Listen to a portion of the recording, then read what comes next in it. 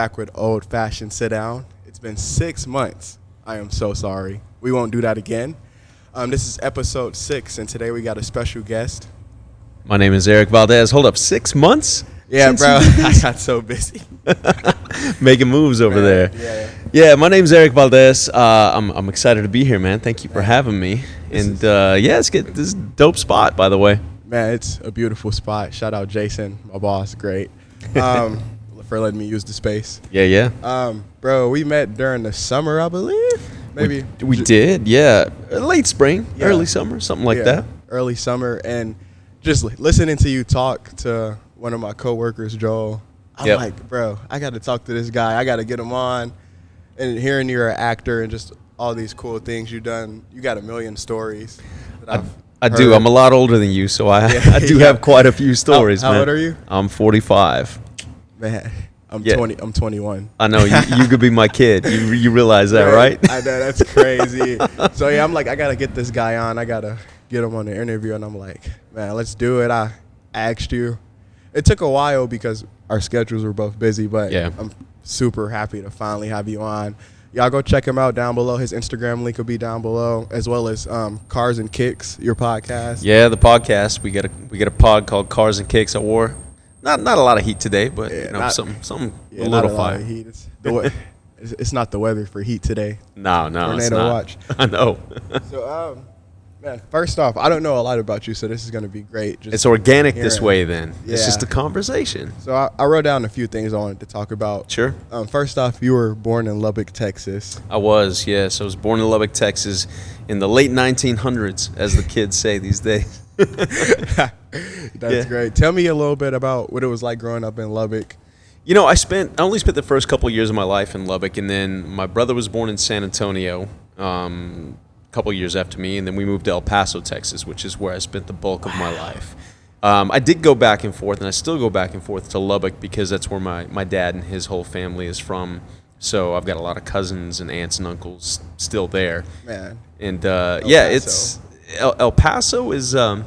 I love the culture in El Paso. I love, my dad's side of the family is Latino. I'm big on the Latino culture and a lot of the traditions and the food and all of that. But shout out UTEP. Shout out UTEP, yeah. My favorite movie ever, Glory Road. Yep, that's a good one. You know about that movie? Yeah, about Don Haskins and the whole basketball team. Yeah, that's a beautiful movie. So that's just a beautiful city. That's the only reason I know of El Paso, Texas. Have you ever been there or no? No, I haven't been there. Oh man, yeah, it's worth visiting. It's it's a border city. If you've never been to a border town, there's a whole different vibe all the way around. It's like living in two countries because there's constantly people going back and forth. Let me get this mic right. There we go. Yeah. There we go. Yeah, you're good. Okay, cool. Yeah, it's cool, man. You kind of get the benefit of living in two places at once, and the traditions, like I said, they all kind of meld together and everything. It's worth checking out. Great sunsets, beautiful mountains, desert. It's not the place I would want to live full time. I spent 17 years of my life there and I have some good memories, but I wouldn't necessarily say I'd go back to El Paso. So you said 2 years in Lubbock? So 2 years old? Mm-hmm. How was El Paso? I mean, do you remember Lubbock at all? Well, not from like birth to age 2, not really. But again, since I've gone back, I spent so many Christmases and holidays and a variety of things in Lubbock that I feel, in some ways, I feel like Lubbock is kind of my home, even though I spent more time in El Paso just because more family is there. And, my grandparents had a farm outside of Lubbock, Texas. They grew cotton. They didn't own it. They worked the land. But so I used to go out to the farm all the time, and I learned to drive when I was like 8 years old, and probably when I was like 6 in my dad's lap. And then there's nothing to hit but cotton and dirt out there. So at like 8 years old, he turned me loose, and I just went out and learned to drive a truck. Man, that's great. Since you also don't know a lot about me, I'll share my childhood with you. So. Let's hear it. You're still a kid. Yeah. I mean, still a kid, but lived a lot of life, I would say. Thank God. I grew up in Chicago, right? I have a little sister. She's 16. She turned 16 a few weeks ago. Oh, cool. So, happy birthday, sister. I grew up in Chicago, just me, my mom, eventually my sister, my mom's boyfriends or whatever.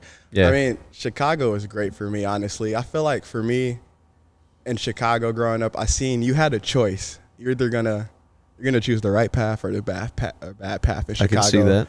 And sometimes for some people in Chicago, that bad path, you can't escape it because it's just what you're all around. But for me, I made the choice to just not do anything bad, not do drugs, not sell drugs, not gangbang. I just play basketball.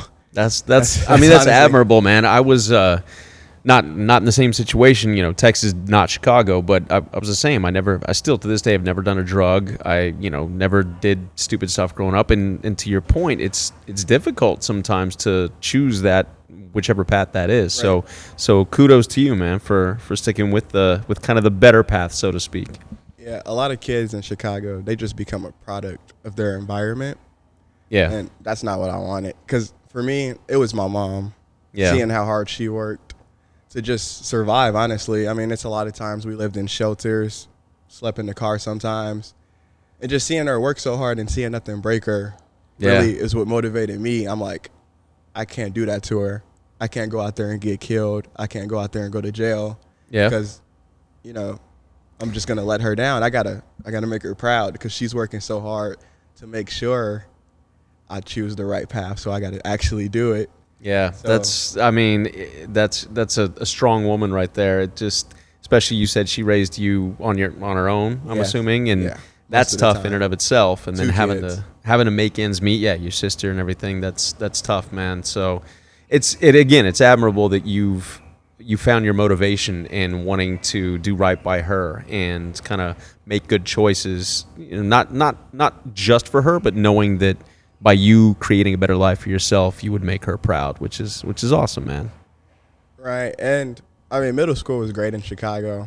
I ended up moving to Texas after I graduated from 8th grade. I've been a foster kid for more than 70% of my life, I would say. Yeah, it was just a sucky situation. My mom left us home one time. I got locked out. My sister, who was probably like maybe 5, got left in the house alone. And it was just the whole situation. So we became foster kids up to that point. And, yeah, she lost us. We had foster homes, but we mainly stuck with family, which was great. Not having to always be with someone new or someone we don't know. Yeah. So that was great living with family. So I moved here to Texas in 2017 with my uncle. Okay. Thank God for my uncle. And I've been in Texas ever since then. We'll talk about high school a little bit later whenever we get into it. First off, I forgot y'all. We got to... Oh, man, we were getting into the deep stories. I love it though, man. Cheers. Thank you for this. Yes, sir. Oh, that's great. So I had to go back for seconds. That's good. So El Paso, you did theater in high school. I did theater as young as 7. I did my first play at 7 years old. Wow. And then what brought that passion for theater, or were you just trying to try something new? I was always a very curious kid. Still a very curious individual. It's just kind of how I'm built. And so for me, kind of as children, we're born with this sense of curiosity and imagination, and we become products of our raise and our life. Excuse me. And sometimes that can, to your point, it can pull you in a wrong direction, or, you make choices early on, whether they're conscious or subconscious, and you find things that really resonate with you. And for me, I always loved cars. Cars are a huge passion of mine. That's so funny. On my thing, I have high school/theater, and next up is cars. So we're going to talk about that in a bit too. Yeah. I mean, for me, it was like, all I ever really wanted to do was race cars and entertain people from an early age. I was lucky enough to kind of know that, and in a weird way, that's all I focused on. So when I did my first play, to kind of answer your question, it was just a local community theater, and my parents, I had a very outgoing personality as a kid. I talked to a lot of people, and I was always not acting out, like getting into trouble, but just I loved performing, and I loved, kind of being the life of whatever group I was in. And so you're the life of the party. Yeah. And so at 7, there was a newspaper back then, because I'm old. But my parents found this audition for a play in the newspaper, the local newspaper. And my dad took me down, and I auditioned for, it was The Velveteen Rabbit was the name of the play. Wow. And I auditioned for it, and I got it. What year was this? Oh, this would have been 86. Wow. Yeah. So, You hadn't been born for another, what, 20 years at that no, point? for real. My mom 15? was 2 years old in 86. Oh my gosh, man. Nah, just messing with you. She was 2. But that's just the old joke. I got you.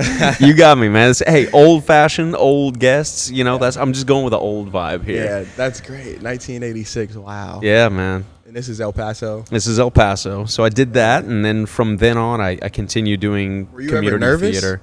Nah, it's a weird thing. People ask that all the time. I mean, we all get nervous, right? But in a weird way, I find comfort being on a stage or being in front of a lot of people. I mean, you'll still get the little butterflies here and there, but you could go put me out in front of 100,000 people at a stadium right now, and I'd be in my happy place. I don't get nervous in front of people. You know, it's so funny that you said that. I actually did one play my entire life. This was 8th grade. It was Black History Month. This is why I'm still in Chicago. I did a play.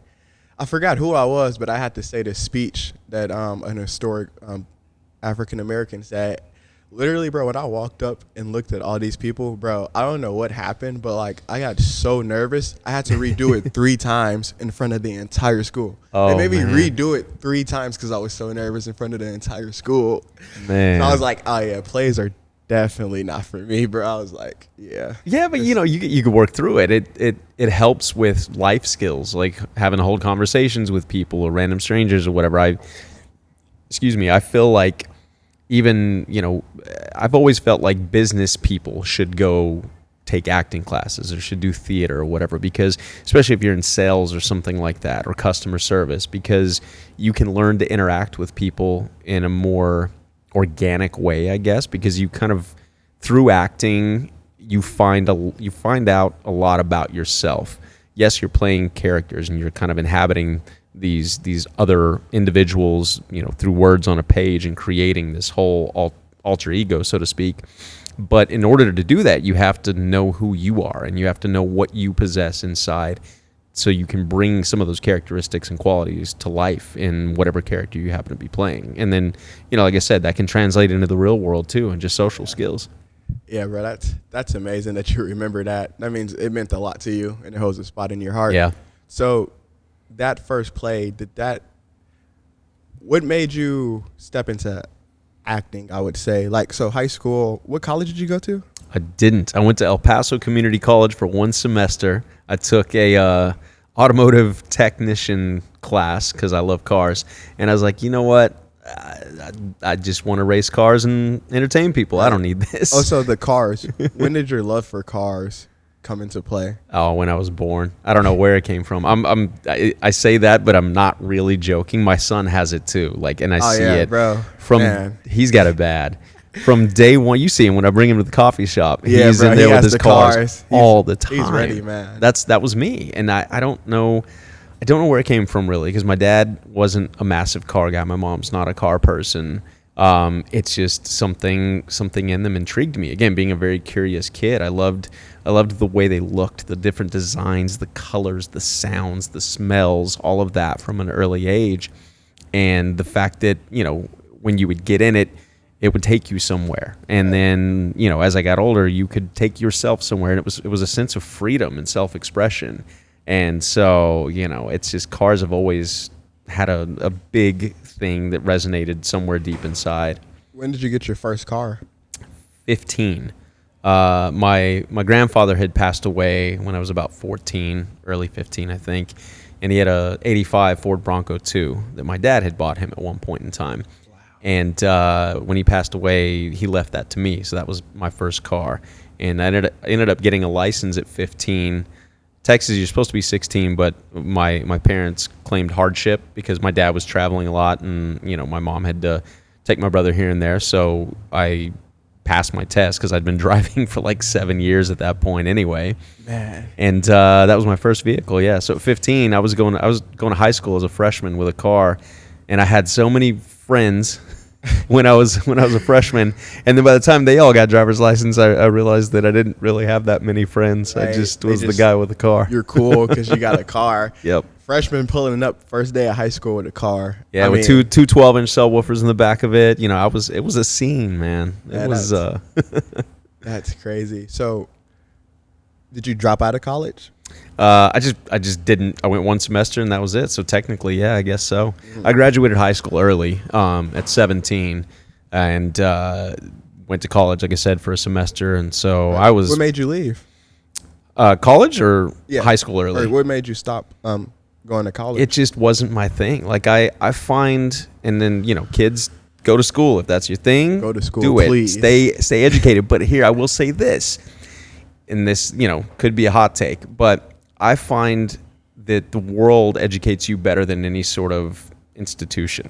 I agree. So if you travel, if you visit different countries, visit different states, visit different cities, and just really absorb the culture and have conversations with strangers and, learn things every single day. Don't just talk and listen and let stuff go in one ear and out the other. If you actually take the time to observe what's going on around you in life, you can learn so much more than sitting in a classroom reading a book or whatever. I'm not knocking that. And there are certain professions, I don't want a doctor or a lawyer or something like that working on me and say, oh yeah, I didn't go to school, it wasn't my thing. You know what I mean? There's certain professions you have to go and learn skills, etc. But I feel like if you put all your eggs in that educational basket, so to speak, and through institutional schooling, you'll learn things, but it limits you. And if you devote so much time and so much money to that, I don't know. I'm not a huge proponent of it unless you're going after a certain high level skill set. Yeah, for me, like you said about cars, for me it was coffee. Nice. I didn't drink coffee until probably I would say sophomore year at high school, and I'm like, this is interesting. It's just so many aspects, so many different type of beans, just so much that goes into coffee. And I'm like, bro, I want to learn this. I want to get into it. So my dream is to open a coffee shop. I will open a coffee shop, but it was just a love that came out of nowhere for me, like you said about cars. And I'm like, I don't know where this is coming from. And I ultimately dropped out of college as well because I'm like, I don't need to go to college to learn about business. Because this restaurant we're at right now, this is a small business. I'm close with the owner. I've learned so much from him working here almost 5 years. Moravian, Joel, the three guys. I'm learning so much from these small business owners that I can take that and use that for myself. Yeah. Which is the dream and my ultimate goal too.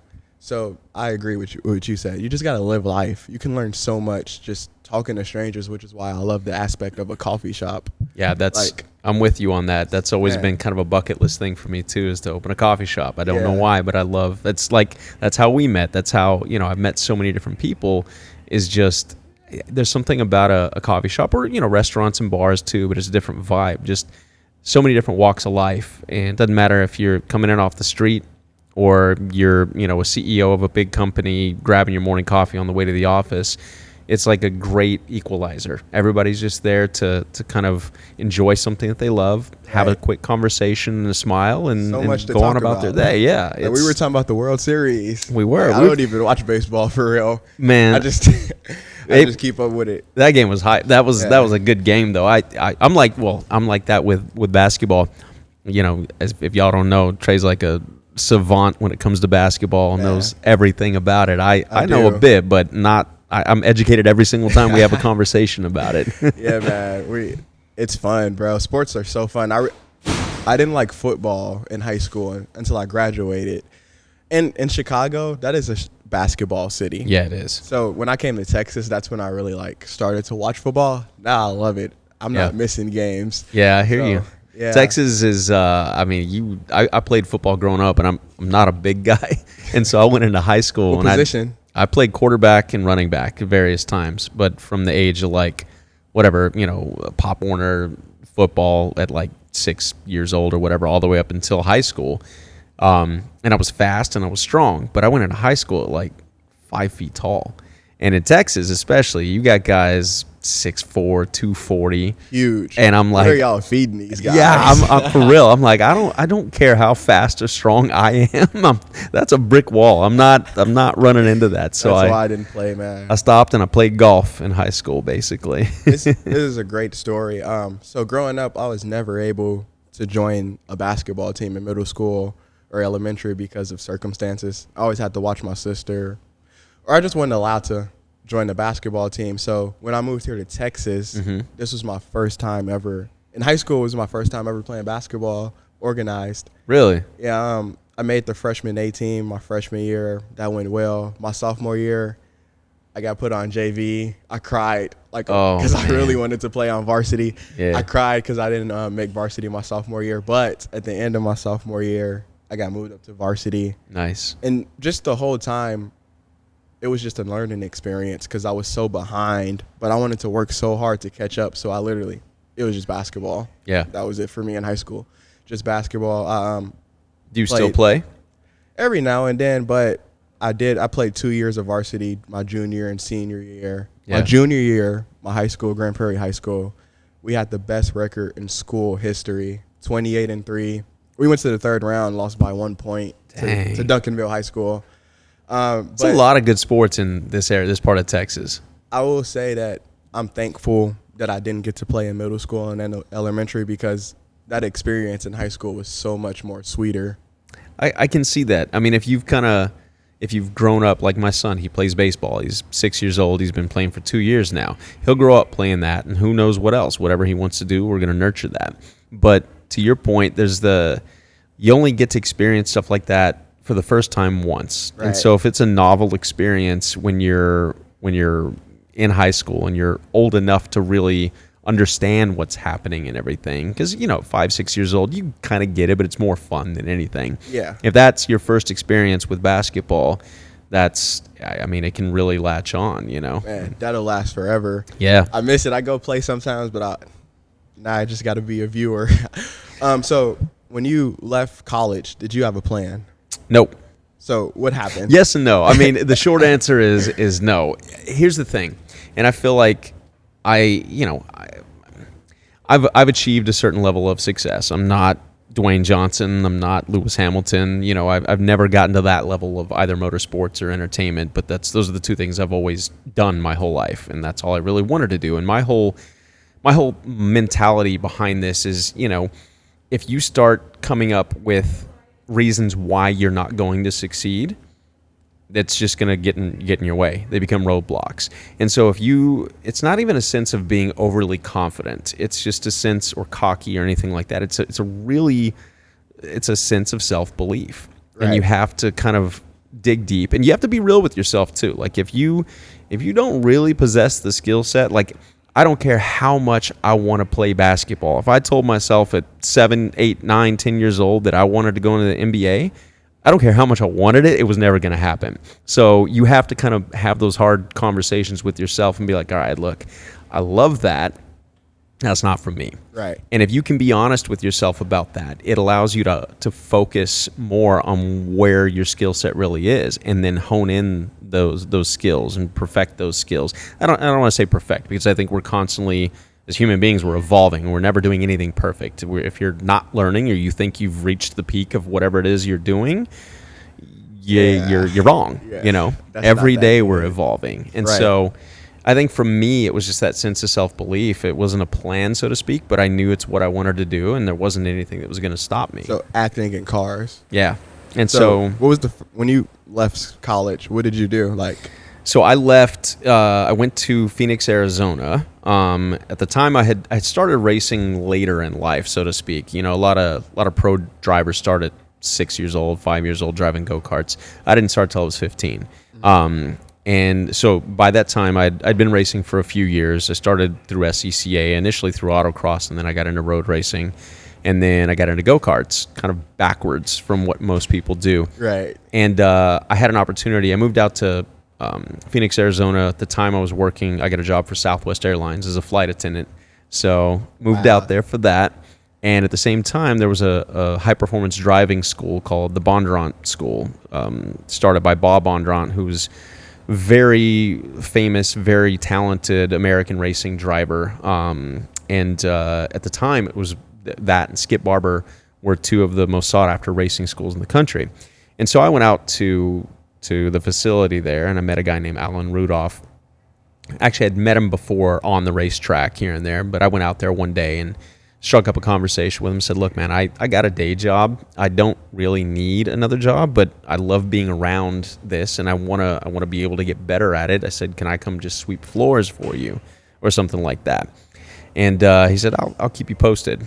And I don't know, a couple months went by, something like that. I get a call, and he asked me to come out and says, look, I got bad news. I don't really need anybody to sweep floors. He goes, but he said, with your personality and your ability to speak and the fact that you kind of know what you're doing behind the wheel, he said, would you be interested in instructing? And I said, absolutely. Man, that's a door opened by God. Yeah. Man, so that's a step. Man, that's amazing. it paid $9 an hour. You weren't doing it for the money, but it was an amazing opportunity to then. That's one thing. If you love doing something, yeah, the money plays no part. no, you don't. And the money will come in some way, shape, or form. You can't, and we'll get into this more with the entertainment career, but with motorsports, with entertainment, with pro sports or whatever, if you're chasing that because you want to be rich and famous, it's not really the right way to get there, I guess is what I'm saying. You can achieve it, but the reality is you should be doing it because you love it, not because you want something out of it. So yeah, that was kind of my journey. Took me to Phoenix, was an instructor there for a while, was racing karts, and I had an opportunity in late 2003. A buddy of mine who worked there. The year I was born. Thank God. My gosh. Jeez. Had to throw that in there. Every time you make an old joke, I'm going to have a sip of this old fashioned. Man, that was 2003. That's the year I was born. Thank God. Dang, man. Well, we got a ghost operating an ice machine in here right now. No, rumor is there is a ghost here. Really? I'm so serious.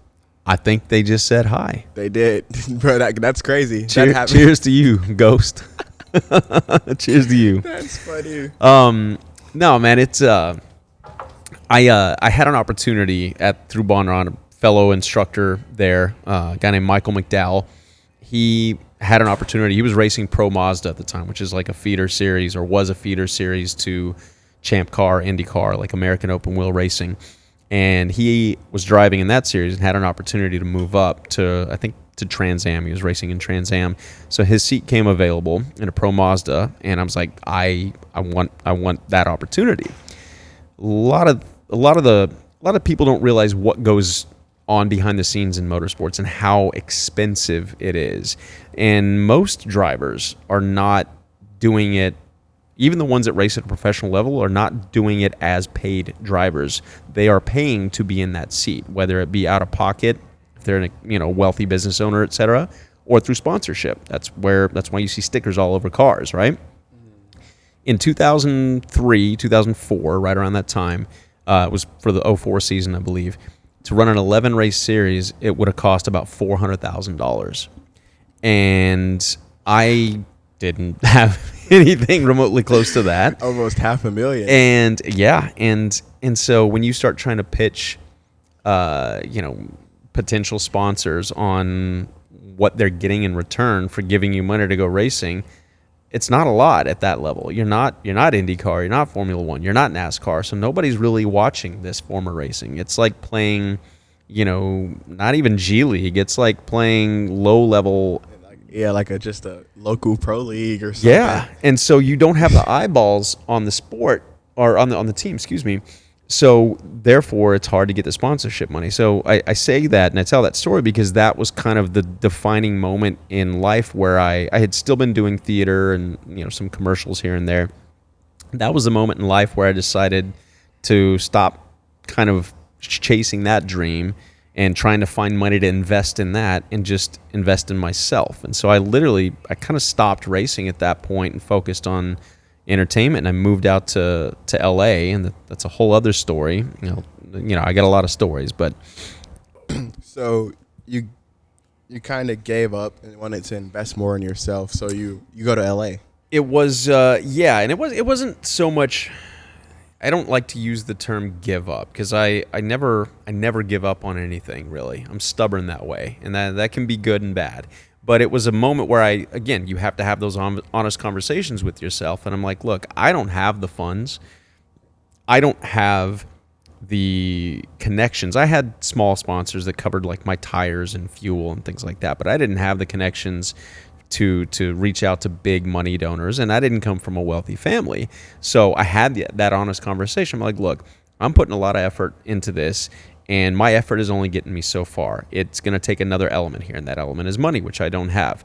If I go into the other thing that I love to do, which is acting, doesn't really require a whole lot of money. It's just, investment in myself, my time, perfecting my craft or attempting to perfect it. Like I said, we're always working on it, but some acting coaches here and there, and just getting on stage or getting in front of a camera is really all it takes. So it didn't require a ton of monetary investment.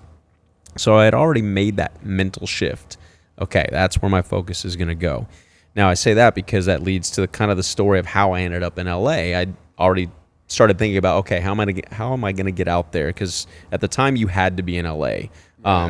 This day and age, and where I'm at career-wise now, I can live kind of wherever, and I have lived all over the place. It's also why I'm back here in Texas, where my wife is from, in this Dallas area, and where her job brought her. But back then, you had to be in LA. And that story is coming, how y'all met. Yeah, that'll come.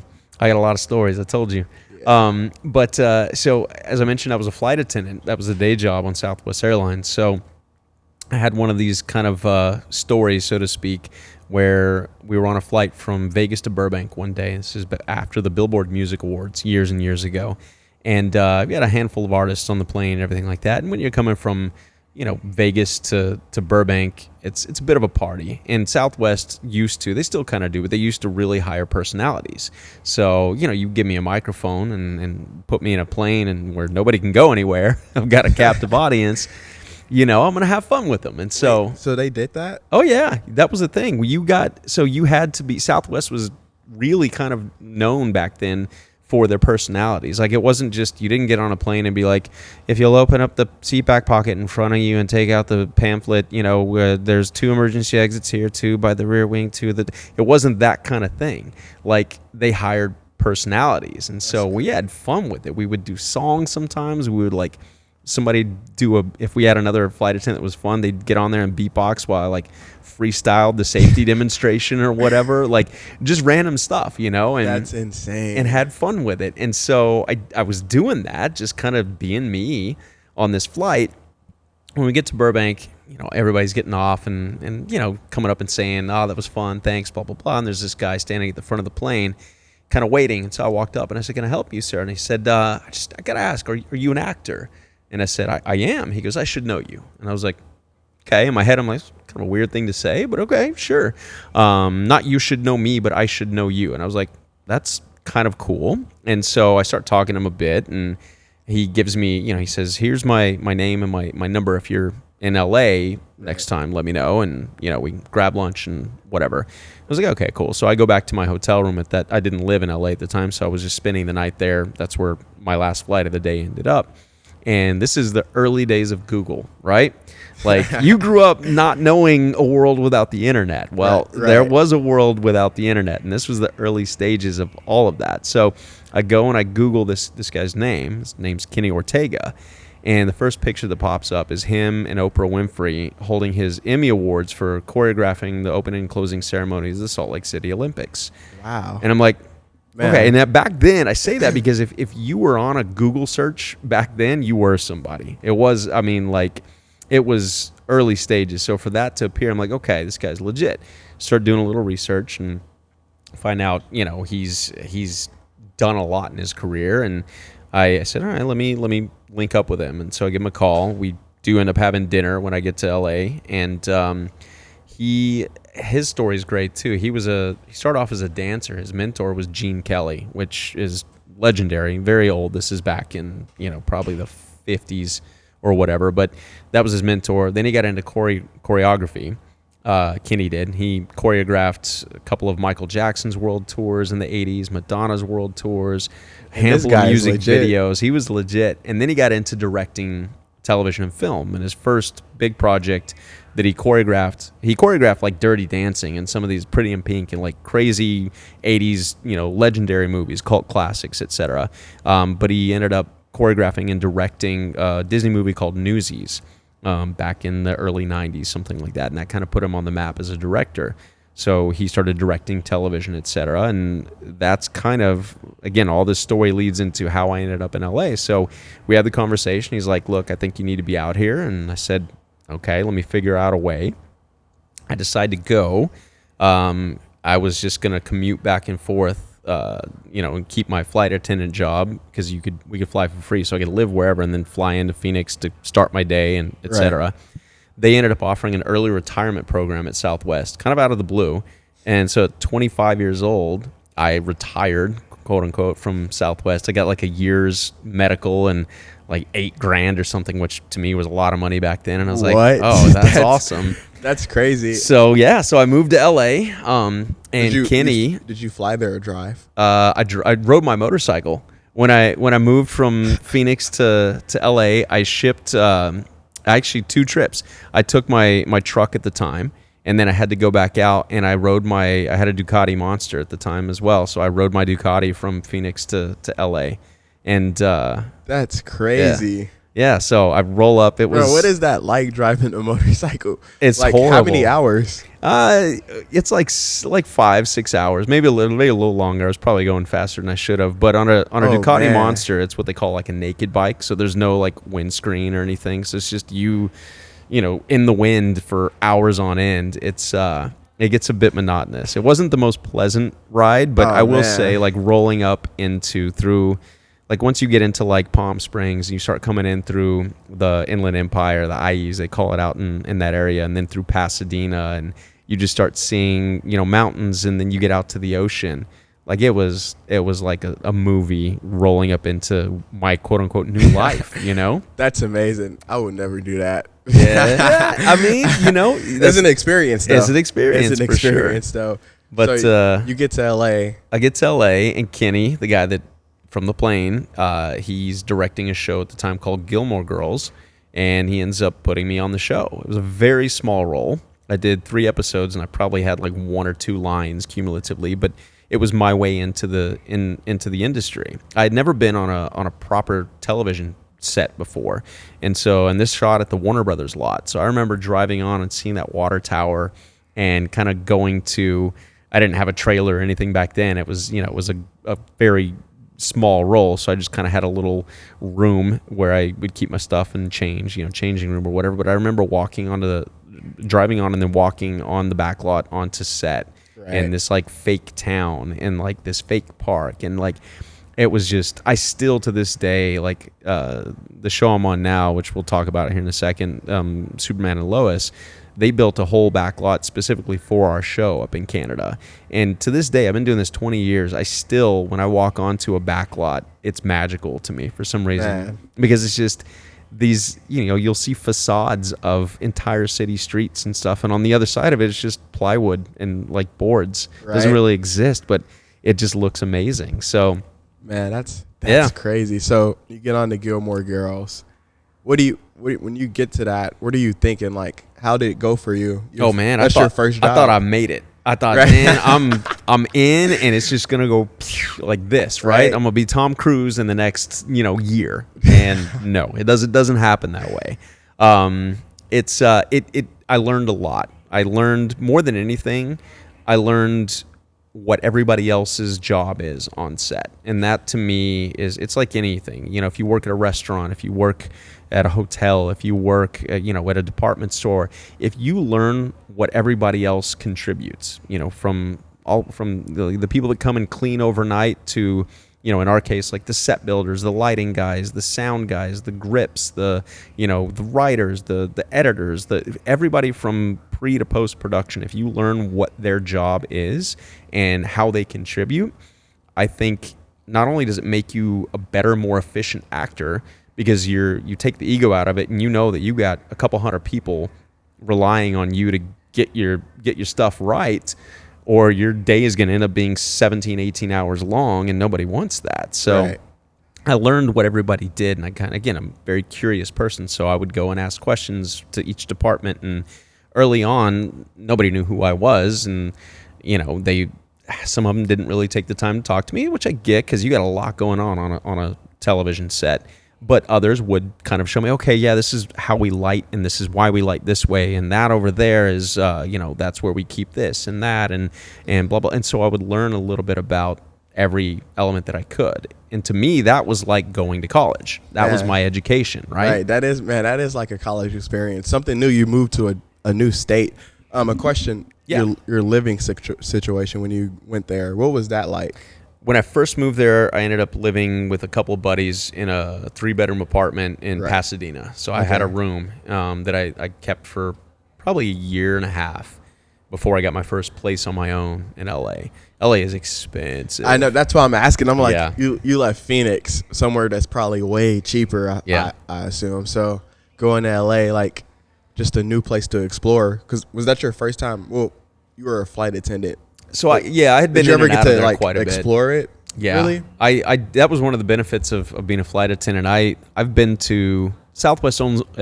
Now they fly certain international places, but back then it was all domestic. But I had been to. I've been to at this point 43 or 44 of the 50 United States. Wow. That's so great. I got to, as a kid from Texas, who I never saw an ocean until I was 21 years old. Not even joking. So, when we traveled as kids, it was for my dad's work, and we would go to like New Mexico, Arizona, and Texas, and that's about it. So I had never seen a lot. And once I took this job and I got to kind of travel around, I would just go out and explore. I'd get done with my day off the plane. Didn't matter what time of day it was, I'd go out and I'd explore the city. Chicago, was one of my favorite places to go and visit. And one of the greatest cities. It is, man. So after Gilmore Girls, when that's over, what was next? It took a while for kind of the next thing, so to speak. And that's why I was, alluding to the fact that I was like, man, my career is going to take off. Now, it was probably, I like to call it like a 7-8 year overnight success, because that's what people look at, right? You when you're in music or or television, film, whatever, you kind of come out of nowhere, so to speak. Right. And, nowadays it's a little different, because you'll see people that come up through social media, and so they've had a presence and they got an audience that way. But back then that didn't exist. So all of a sudden, if you get a decent gig as an actor and you're on a television show regularly, people are like, oh, where did this guy come from? He's, overnight success, blah, blah, blah. You don't realize that 95+% of people that actually do make it to even my level in this industry put in years and years of work before anybody knew who they were. And so for me, I did that show, and nobody knew me from that show. Again, it was such a small show, or a small role on a big show, that it's not like I was walking around getting stopped and, oh, are you so-and-so? No, you blink and you miss me almost. But what it did is it opened doors for me to audition, to meet casting directors, to, and have that knowledge of being on set, which was super valuable, because it's completely different than being on stage. Theater to television doesn't always translate. Mm-hmm. And so having that experience was amazing. And so for me, what it did is it allowed the next 6, 7, 8 years of development, to just kind of continue to learn. And so through that time, I would do guest spots here and there on different shows. I did commercials and stuff like that. But was there ever a drought? There's always a drought. And that's the thing. There's a drought right now. Like my show we finished filming in May of this year. It was our 4th and final season. The show's airing right now, so I'm out there, on the TV screen, but I'm not working right now. There's a whole other topic, but the industry's changing dramatically right now, and that's kind of how it is between gigs. You can go from gig to gig for a while, and then all of a sudden you may not work for months or years. There are people I know that haven't worked in years. One of my best friends he's made his living as an actor. He's never been a superstar by any means, but he's been a very talented, very, well-known actor for 20 plus years. Hadn't done anything in about 3 years. And it's a weird thing. So yeah, there were droughts for sure within that kind of development period. And then for me, my first break, so to speak, was a soap opera. I did a soap opera called General Hospital. And I did that for like 2.5 years, and that kind of put me on the map, so to speak. How'd you get that audition? That honestly, that was through a relationship I'd made with the casting director Mark Teschner, who From Gilmore Girls? No, different casting director. Just he's been doing it for years. He's won several Emmy Awards. Shout out to Mark if you happen to see this. He's a wonderful guy and really kind of gave me a huge opportunity. So I had auditioned for him a couple times before and just wasn't the right fit.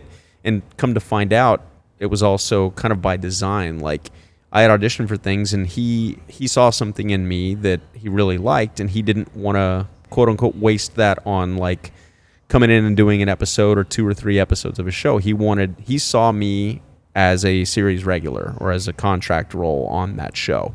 And so he waited until the timing was kind of right. And this character came out. He felt that I was right for it.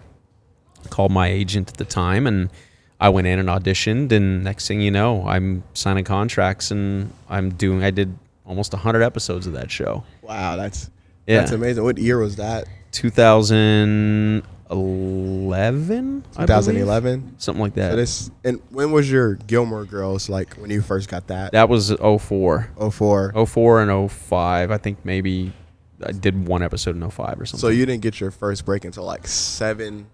That's like 7 years later. Yeah, like I said, I did guest spots here and there, on a handful of shows, but it was always like I'd go in and I was on your screen for 20 seconds or 30 seconds, or maybe I had a couple scenes, or as it kind of progressed, I would be pretty heavy in one episode, but that was it. And then that was kind of the first big role that I was on. I was on the screen almost every day for a couple years. That's which is at that point allows you to start making a bit of a name for yourself. Not a household name necessarily, but I still get people come up to me that recognize me from that show. Because that show it's been on the air for 60-something years at this point. Wow. Longest running scripted television show in history. Man, that's amazing. Still going. I got to check that out. When do you meet your wife? I met my wife in the middle of all of this, right around the time that I was coming off of the soap opera. That run was coming to an end, and I'd been dating somebody else for a while, and that ended up not going well. And my manager at the time, he knew me. He knew my now wife. He was friends with her, and she had moved out to L.A. For a radio gig. She's been a radio personality her whole life, so she moved out to have her own show on Radio Disney, which she hosted for 13 years. And so we ended up getting together for lunch one day. My manager kind of conveniently invited both of us because... You know what year this is? This would have been let's see, where are we at? This might have been 2012. 2012. Yeah. So he kind of conveniently invited us both to lunch because he knew we probably would get along, and she was coming out of a relationship. I was coming out of a relationship. And so we met, we had lunch. She was great. And, then nothing really happened because neither one of us we weren't ready for anything right then and there. So we were just kind of friends for 6 months or whatever. And then we're like, well, what are we doing here? Like, because we know there's something else here.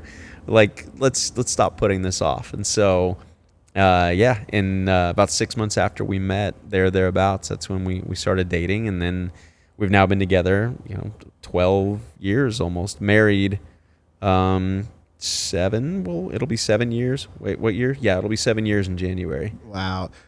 Did y'all ever do work together?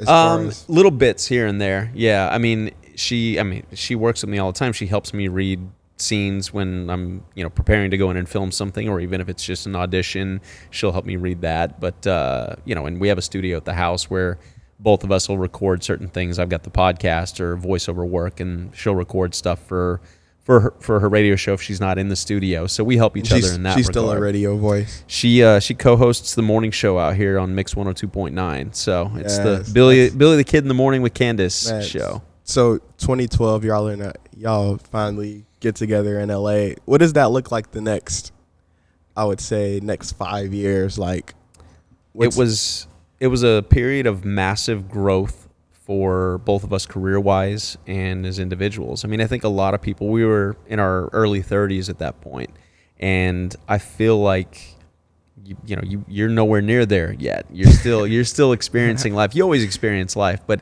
I feel like your 20s are really kind of figuring out who you are and what you want to do and how you want to go through life. And then you get into your 30s and you got a good grasp of who you are. Still don't fully get who you are, but you've got a good grasp of who you are as a person. So you're able to start looking to find somebody that can, be compatible and can fill the voids, so to speak. I think that's a lot of the reason why not to say it doesn't work. There are plenty of people that meet early at a young age that end up marrying and have successful marriages, etc. But I feel like in our 20s, we don't really even know who we are. So how can we really know what we need, on the flip side of a relationship? And so with us, we really, we took our time. We dated for 5 years. Part of that was engaged. We dated for like 2.5. We're engaged for 2.5 before we got married. But she was in the middle of, her career growth. I'd come off the soap opera, and then I did, a show called Graceland, which was a really great show that only got 3 seasons and should have gotten a lot more. And then did a couple of other shows, a couple movies, and then did those busy schedules ever like clash with each other, like as far as their relationship went? Sometimes. For the most part, because they are completely unconventional schedules. I mean, hers is a little more structured than mine is, but even then, like she was doing afternoons, and so she wouldn't go on the air till like 2:00 and be done by like 6:00. So it was a really great schedule. Like we'd have our whole mornings to sleep in, go for hikes, grab lunch. She'd go do her thing, then come home, go to dinner, work out, whatever. Like, and if I wasn't filming anything, I'd have all day to do whatever, go in, hang in the studio while she's recording or whatever. And so that helped in that regard. But yeah, once I started filming a lot more outside of LA, like the show that I mentioned, Graceland, that filmed in Florida. So I was going back and forth to Miami, Fort Lauderdale area for 2 years. And I'd be gone. Sometimes it was only 3, 4, 5 days. Sometimes I was there for, 6 weeks at a time. And so that part does start to take a bit of a toll. I did a movie that filmed in Bulgaria. So I was on the opposite side of the world for like 9 weeks or something like that. Well, that's great. Y'all managed to work that out. It sounds like it was a lot of free time at the same time. So yeah, it's amazing. You got to make the most of it when you can. Like this, this summer after the show that I'm on now ended, I thankfully had a ton of time to spend with my kid. Like to me, the time, my priorities of, you'll find this as you age, but your priorities shift a bit from, figuring out what it is you want to do, to figuring out who you are, to figuring out who you're going to be with. If you want to be with somebody, you may not. Figuring out if you want kids, how you're going to be. And then there's always these moments of evolution, and you evolve and you change and everything. And now for me, I love what I do, but my career doesn't define me. I'd much rather put my time and effort into being a good human being, but not just for the greater good of other people. But now I've got somebody watching me all the time. Right. And so, I'd much rather put my time and effort into being as good a dad as I can be and as good a role model as I can be than anything else. Man, that's amazing. When do y'all leave LA and move back to Texas, or do y'all go somewhere else before coming back here? We left LA in 2020, in the middle of the pandemic. That's I'm like, oh my goodness. So we get kind of fast forward to the show I've alluded to a couple times, Superman and Lois. So I had been in Toronto I was doing a video game off and on for a year called Far Cry 6. It was a pretty dope experience. It was. I've heard of that. Yeah, it's a big franchise. So it was. I've done voiceover stuff in the past, but this was the first time I got to do like the motion capture and everything for the actual character that you get to play, or in this case, you get to completely kill in the game. He was a really bad guy, but it was a cool experience. So I'm in Toronto filming that, and I get a call. I got to come in and audition for this new show, Superman and Lois. I was like, yeah, cool. So I fly back. So this is 2020. This is 2019, the end of 2019. And then I fly back. I go back to finish shooting Far Cry up in Toronto, and I get another call, and they're like, hey, we need you back tomorrow. This is early 2020, right? So take a break for the holidays, etc. And I'm like, all right. So I hop on a plane, I come back, and I go test for the studio and the network. And in a test situation, it's a weird thing what we do for a living, because you go into a room like this. It'd be like if you're interviewing for a job, if you go, sometimes you'll walk in and you'll see other people there dressed up, and they got their resumes, and you're kind of interviewing for the same thing, but nobody says anything. You just kind of go in, you have your meeting, and you leave. In our situation, it's like, okay, they've seen thousands of people, they've narrowed it down to hundreds or tens, and now it's me and two other guys on the Warner Brothers lot, sitting in an office, just talking to each other, because we're just in there by ourselves, and we all know that we're all up for the same role, and this is a bit of a life-changing role, because we knew it was going to be a pretty big show, and we got to stay in our whatever our space is, but you don't want to be a complete jerk about things, so you make conversation and everything, but know that like that's my enemy right there, because I can't let him be better than me. You know what I mean? So it's a weird dynamic, right? And so we go in, they read, they come back out, and then they come back and sit there, and the next guy goes in and come back, and I went last, and which I kind of liked. I'd rather go last anyway. And I go in, I do my thing, I talk to and aside from reading what are performing or doing whatever is needed from that, I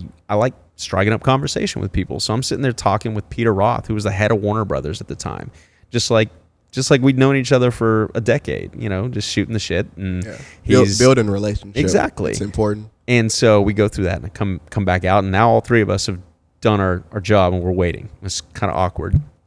And then our executive producer now, Todd, comes back out, and he's like, all right, man. So I just thank you guys, blah blah blah. We'll let you guys know. Erik, can you stay back for just a little bit? And in my head, I'm like, oh, that's a good sign. Yeah. So I'm like, yeah, sure. And, say bye to these other guys. And as soon as they leave and the door shuts, he's like, all right, man. He's like, he said, we need you to go down, just down the hall, put something on film for the CW, which was the network. He said, Warner Brothers loves you. It's essentially your thing. We just have to go do this. Can you do that now? I was like, yeah, sure. So go down, do that.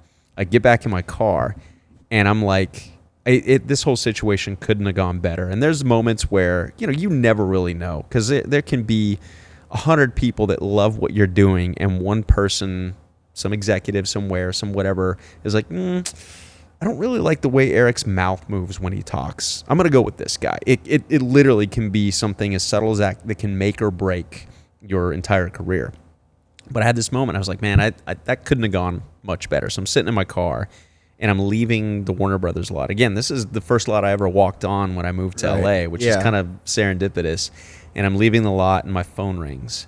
And that was the announcement. It was mine. And so that's amazing. I'm like, this is super dope. And I go home, I tell my wife, and this, we knew this was going to change our lives a bit, because this is by far the biggest show I've been on. It's, especially nowadays, things are global. And like right now, our show is number 2 in Brazil and like number 3 in Latin America. And it's a big global show. You got this at the end of 2019. I got it at the beginning of 2020. Beginning of 2020. I found out in March of 2020.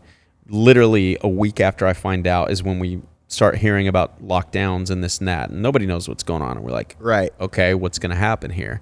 So fast forward a bit, the show films in Vancouver, and we're like, well, then they start shutting borders, and we're like, well, how are we going to film this? At this point, I'm like, don't tease me with this and say that this is your new gig. Here it is, shiny. Oh, by the way, nope, sorry, it's not going to get made. Because there was a moment where nobody knew what was going to happen, and we didn't know if the show was going to even get made. Man. Well, they ended up, again, the shorter version of the story is it did end up getting made. There was a bit of a hold on it. We didn't start filming until November of that year because of all the delays. Yeah, bro, I know that's heartbreaking. That same year, 2020, we're in the same timeline right now, finally. Finally. So you're finally an adult, almost, at that point. 2020, that's the year of my high school. We were 28-3. We lost a playoff game by 1 point. Then a week later, lockdown happened. So it was terrible for some. Man. It was terrible. Even if we would have won that game, we still wouldn't be able to like go to state, maybe even win the state championship if possible. Yeah. So that was just the whole thing. That lockdown was terrible. It was a lot, man. But it basically we're very thankful that it happened the way it happened for us. It was a terrible time for a lot of people, and I'm not ever going to negate that. Right. A lot of people lost loved ones, etc. But for us personally, it just things kind of aligned nicely. We the show does go forward. I'm able to take my whole family with me up to Vancouver. So to answer your question, that's where we left LA for. Now, we didn't know we were moving there. Is Enzo permanently. born by now? Enzo's born. Enzo's 2 years old at this point. He was born in 2018. Okay. Yeah. So he's an LA kid, which is kind of the reason why both Rangers and Dodgers are our teams. And since Rangers won the World Series last year, Dodgers this year, it's been a good couple years for real. Baseball. Back to back. But yeah, so now we're parents. We kind of skipped through that part, but we're parents, and we're taking the whole family and the dog up to Canada, the country that I'd been to, but I've never been to Vancouver, and we have to move there to start filming this show, and nobody knows what's going on. So we have a house. We had bought a house a few years back in LA, and we just kind of said, okay, I guess we're just gonna pack up and go up there, and we don't know when we'll be back. We'll figure it out. We go up there, delay after delay. We start filming the show. And very shortly after we start filming, we realize how special a show we have. Our cast is amazing. Our crew is amazing. We know, okay, our writers, our like everybody involved is just so talented and such good humans. We're like, all right, something's happening here. So we start filming it. Everything's just crackling. It's going so well. The show ends up, almost a year later, ends up premiering. And we get renewed after our pilot episode airs. Let's go. And so we're like, okay, this is good. It's good when the first episode is good. Oh, yeah. And then internally, the conversation is like, okay, we got a bit of a hit on our hands. Y'all are going to be here a while. So we start having the conversation of what do we do with our house in LA? Because right now we're juggling a mortgage in LA, rent up in Canada, and it's not cheap, either place. And so we end up, we were going to rent the house out, decided not to do that because didn't want to deal with tenants from far away. And so we just like, I guess we'll put it on the market and see what happens. And did. And the house sold in a weekend. And so we never set foot in that house ever again. That was a house that we bought when we got married. It was a house Enzo came home to, and we never got to go back to it. Wow. It was just kind of a weird thing.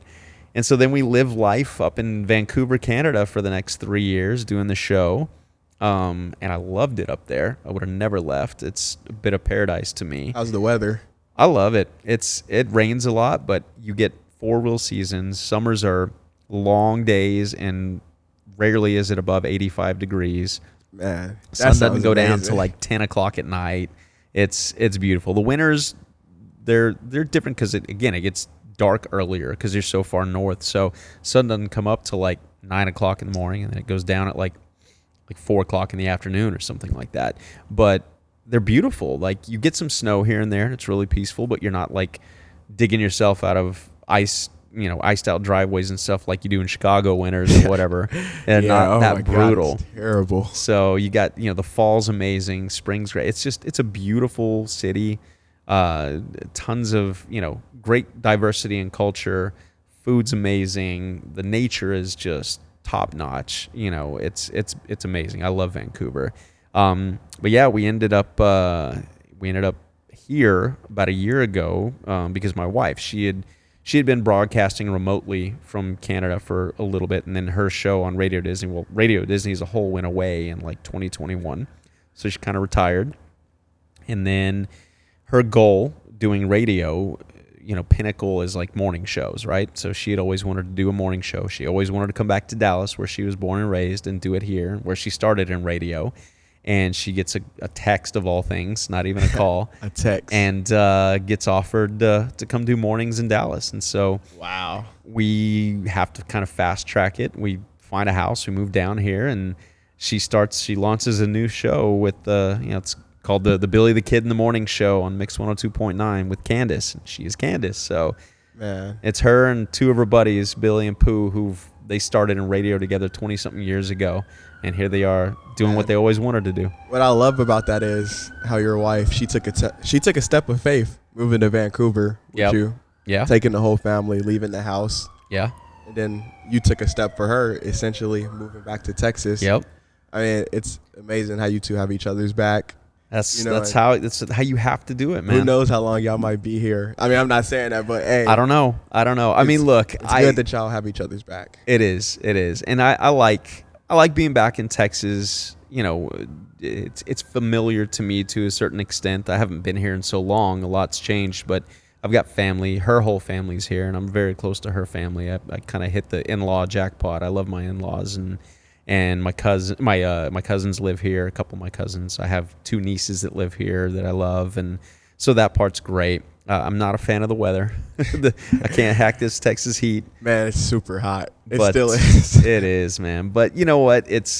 Overall, it's great. We live, in a smallish town, and it's a little slower pace of life, which I like this day and age. I love going to big cities like Chicago or New York or LA or Vancouver or whatever. There's, so much energy there. But at the end of the day, I'm at the age now where I like my peace and quiet, So. Yeah. Man, you have a great and amazing story with just taking steps of faith, honestly. Yeah. And it's great to see it landed you in a great spot. Have you revisited the car thing, though? I mean, that never left. I've still, at this point, I've owned 68 cars in my life.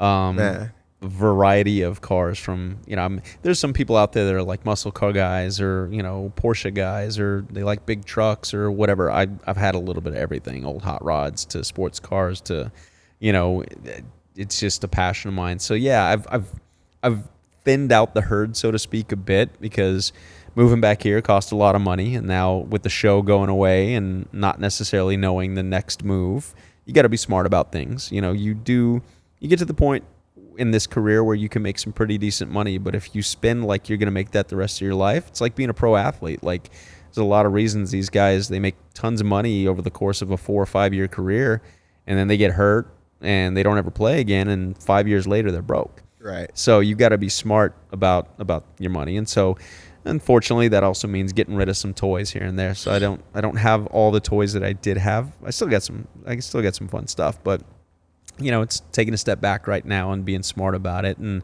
for me now, again, it goes back to enjoying it with my kid. Like, we share the same passions. He loves cars. He loves music. He loves being outdoors. He loves all that stuff. So anything that I do, I had a 911 GT3 Club Sport up in Canada.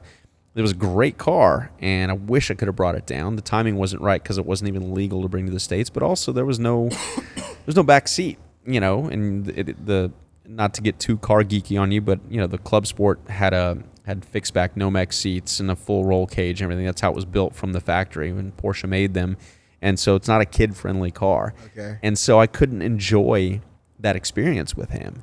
And at this age, that's what I want to do. Everything is new to him, and if he sees me drive off in a car that he can't go for a ride in with me, it kind of breaks my heart. So.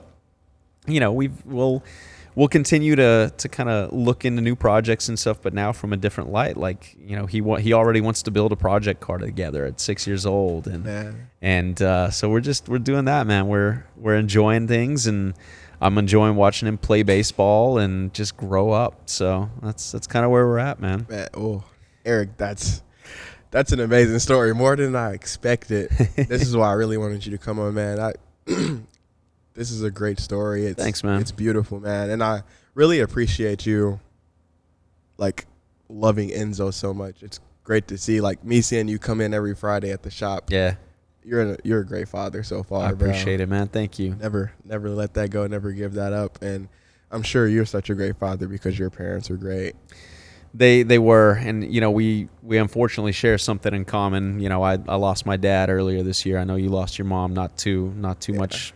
December of last year. So it's an unfortunate fact of life, I guess. The timeline isn't great. We always think we have more time with them, and I guess if you can take anything from that, it's just make the most of every single day, because you don't know when the last time you're gonna say hi or bye to somebody is. You don't know when the last time you're gonna get to do something or be with somebody is, and so it's just, man, this is crazy.